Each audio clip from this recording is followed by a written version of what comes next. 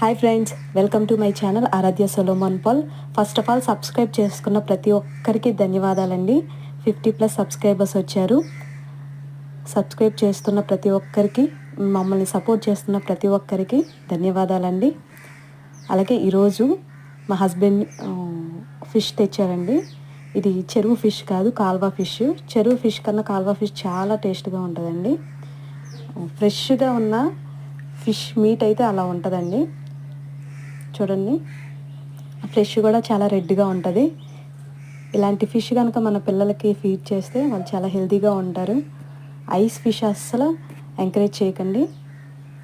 Live fish తీసుకొని cut చేసుకొని శుభ్రంగా క్లీన్ చేసుకొని తింటే మన బాడీకి కూడా హెల్తీగా ఉంటుందండి. గోదావరి స్టైల్లో ఫిష్ కర్రీ ఎలా చేస్తారనేది నేను మినీ వ్లాగ్ తీసి మళ్ళీ అప్లోడ్ చేస్తానండి. అంతవరకు stay tune to my channel.